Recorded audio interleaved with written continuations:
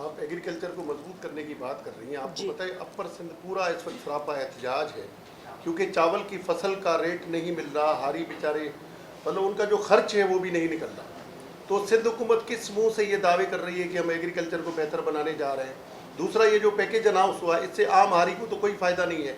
ये तो आपने आबादगार को मजबूत किया। आबादगार कोई कंगला नहीं होता। आबादगार तो वैसे ही अमीर होता है, उनके बच्चे शहरों में पढ़ते हैं और मतलब सारे अमीर लोग होते हैं। तो हारी बेचारा जो गरीब है, पिसा हुआ तबका है, उसको तो आपने कोई फ़ायदा नहीं दिया। देखिए भाई, ये जिस तरह के पैकेजेस हैं, ये एक बहस है हारी और आबादगार, लेकिन इस बात को भी समझने की ज़रूरत है कि सिंध के अंदर जिस तरीके से आबादगार और हारी का रिश्ता है वो भी बड़ा यूनिक है। और जिस तरीके से जो काश्त का आधा हिस्सा है वो हारी के पास चला जाता है और बड़ा रिलीजियसली इस पैटर्न को फॉलो किया जाता है।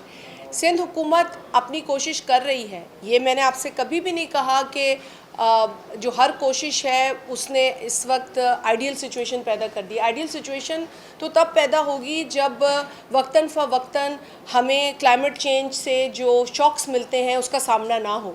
अब आपको याद होगा कि 2 बरस पहले फ्लड की सिचुएशन थी, तो वो सिंध हुकूमत थी जिसने 4000 प्रोक्योरमेंट वीट प्रोक्योरमेंट पे मुकर्रर किया था।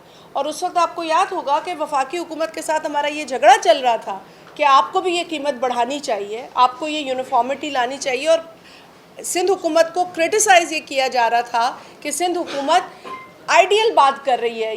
ये आइडियल बात नहीं थी। उस वक्त किसान की बहुत अशद ज़रूरत थी और ये प्राइस देना ज़रूरी था, और उससे फ़ायदा हारी को भी होता है, आबादगार को भी होता है, क्योंकि यहाँ पर उनका रिश्ता ही इतना इस तरीके से बंधा हुआ है एक दूसरे से कि आबादगार का फ़ायदा हारी का फ़ायदा मिले। ये एक कंबाइंड फ़ायदा है दोनों का। आपकी बात दुरुस्त है कि जो फसल के रेट हैं वो हर फसल के रेट अच्छे मिलने चाहिए, और रेट मिलने से पहले की जो स्टेजेस हैं वो भी कवर होनी चाहिए। जो उनकी इनपुट कॉस्ट है वो कम होनी चाहिए। जब इनपुट कॉस्ट कम होगी तो वो बड़े रेट्स के ऊपर डिपेंड नहीं करेगा। तो ये बातें बिलावल साहब ने वक्तन फ़वक्तन कही भी हैं, और सिंध हुकूमत के जो भी पॉलिसीज़ आज आपको प्रो फार्मर नज़र आ रही हैं या प्रो एग्रीकल्चर नज़र आ रही हैं, ये बिलावल साहब की सोच का नतीजा है। इसमें और मजबूती आएगी, आप देखेंगे इसमें फोकस रहेगा, और हम आपको यकीन दिलाते हैं कि इससे सिंध हुकूमत का फोकस कभी नहीं हटेगा।